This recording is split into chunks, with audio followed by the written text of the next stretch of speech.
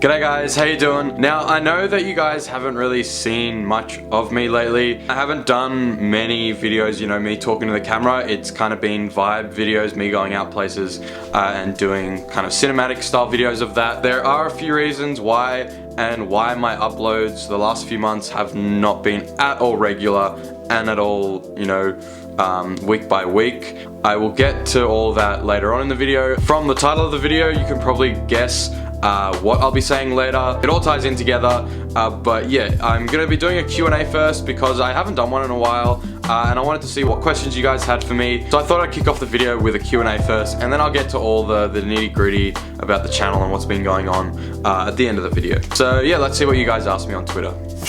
How do you pronounce fillet of fish? Like that.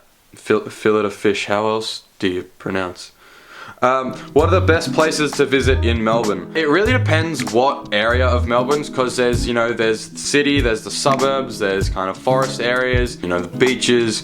It depends what it is you're really into. That's one of the things I love about Melbourne. For each person with their own specific likes and interests, you can tailor your Melbourne experience to that, because there's really everything here. So if you're dying, if you're really into like cityscapes and kind of an urban scene, just head straight into the CBD, get real stuck into it. If you're more like kind of relaxed and you like more of a suburb feel, you know, head 20 minutes out of the city, and there's some really nice suburbs just surrounding the CBD. But yeah, it really does matter like what it is you're actually into, and if you don't know, just take a trip around. There's public transport to every neck of the woods where you can really get a different feel for any location. So yeah, I can't say what the best place is because everything kind of racks up on a like same to same scale, because each thing is a different experience, but they're all, you know, really amazing experiences.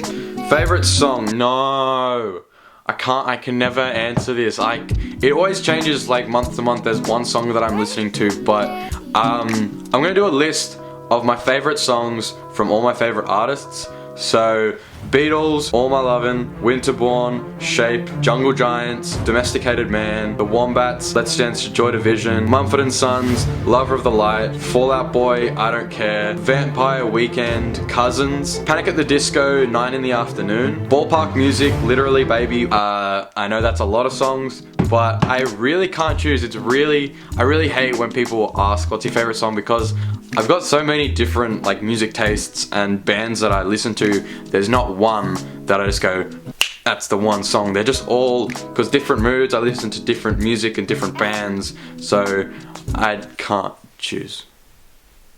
What first attracted you to photography? I think it was when I was in the Central Coast on a holiday with my cousins, and I took this photo down at Long Jetty. It's kind of the first, you know, good photo that I actually took, and it was just something about being able to capture a single moment in time that you can look back on, because, you know, every single situation and every single environment that you're in, it's never the same anytime you go back. You know, everything is always different. It looks different, it feels different. There's never, you know, gonna be the one same kind of feeling to a situation. So I kind of like that, being able to take a single moment in time that'll last forever and that you can always look back on, and you can kind of put yourself back into that frame of mind and how you were feeling at the time. Just love the way it all kind of pans out.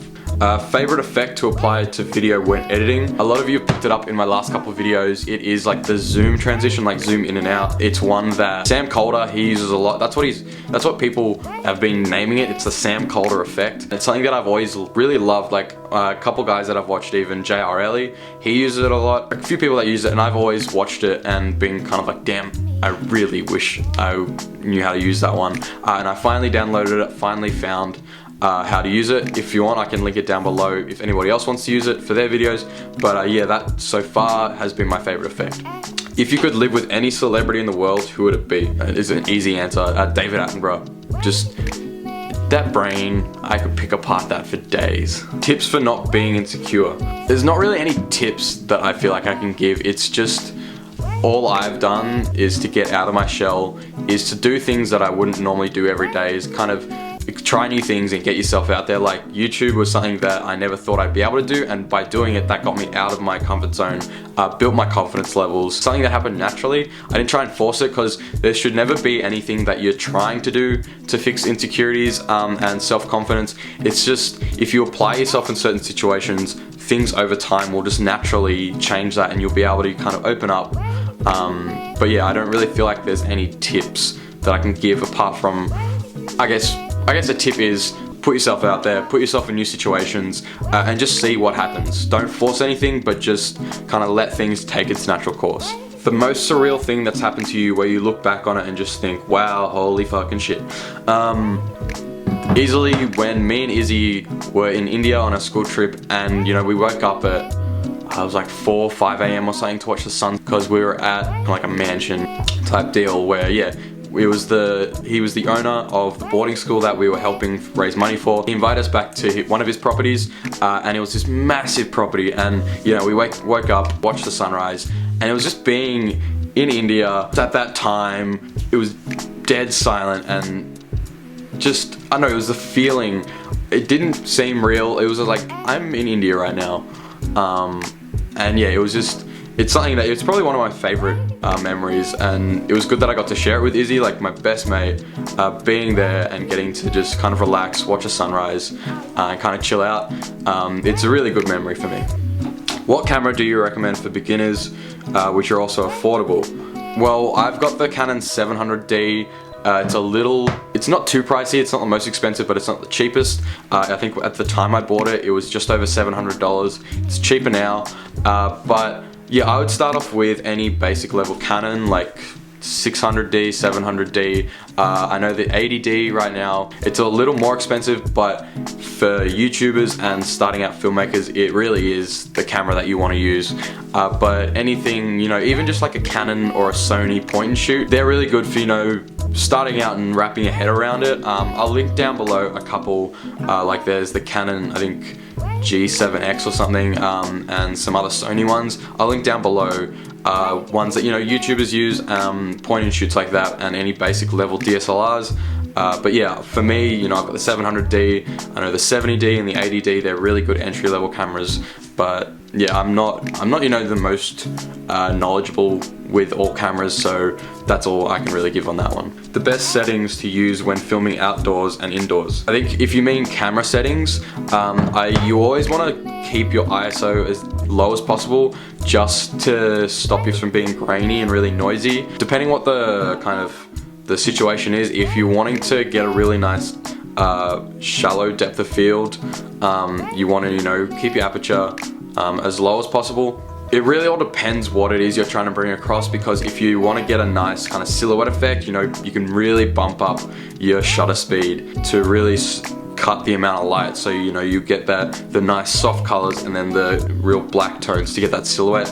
But if you know, you want to light up everything, you know, you can keep your shutter speed kind of lower, letting more light in. But yeah, it depends what it actually is, because if you're at a sunset or if you're in the middle of the day, remember, when you can, keep your ISO as low as possible, just to cut out all that noise. Okay, so this is a 3-part question. Question 1, favorite place in Australia? I'm gonna say the Pillars, where me and Stevie went. Question 2, favorite book series? I don't actually read. Shut up. And question 3, favorite TV show or movie? I think I've answered this, but favorite TV show, How I Met Your Mother. Favorite movie, either Benchwarmers or Guardians of the Galaxy. And I think that's about it for the questions. Now this is going off a comment that's on my recent video, the Summer Sunsets video, where somebody was saying that my class must really be paying off with like all the editing and the filming techniques that I've been doing. And that's where I gotta be kind of honest with you guys. I actually, I dropped out last week. Semi-hard decision, but at the same time it wasn't, because I just, like, straightforward, I was not enjoying myself, and the way that everything was run and the way that I was being taught everything, it was kind of, we were all given, you know, we were told there's this only one way to do it, this is the industry standard, this is the way you've got to do it, there's no way around it, and there was no kind of creative freedom and creative license for being able to do things, and you know, that's, like, I'll be honest, that's why all my uploads just completely kind of came to a halt, because I was starting to get into a point where I was sort of hating filmmaking in a way, and I wasn't happy in, you know, my performance, and I wasn't happy in my videos. Like, I just wasn't finding any motivation at all. I was, you know, staying on the couch all day, doing nothing, watching TV, sitting on my ass, and I just never felt that motivation to make videos. I didn't feel like I'd be happy in the result. I don't know why, just the whole course got me in a frame of mind where I wasn't enjoying my time, and that's not what I want. That's not what I was wanting out of the course. You know, I was wanting to go in there to be able to take things and fully apply it to everything that I'm doing, and, you know, have everything ramp up in quality and the way that I'm doing things improve. But in turn, it was doing the complete opposite. I was hating everything, and my motivation and my kind of frame of mind towards things was just declining. And when I actually dropped out of the course, straight away I started editing the videos, like the white night video and the sunset video. Nothing I learned in the course I actually applied into those videos. That was all me, and, you know, my enjoyment of actually getting back into it. Because as soon as I signed off that paperwork that, you know, I withdrew from my course, everything just flipped. I had this massive weight off my shoulder, and I felt my, you know, demeanor and my attitude just completely flip.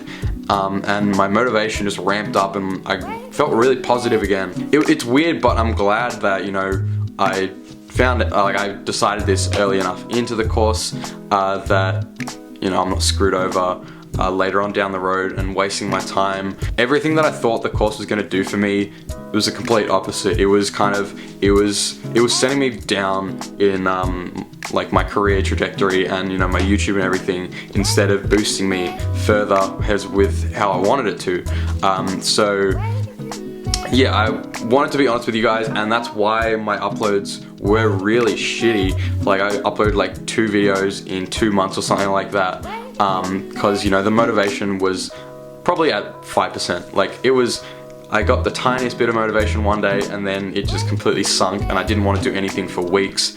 But I've got some videos coming. There's one that it's probably going to be a week or 2 away. It was Moomba Festival from a few weeks ago, I think, or a couple weeks ago.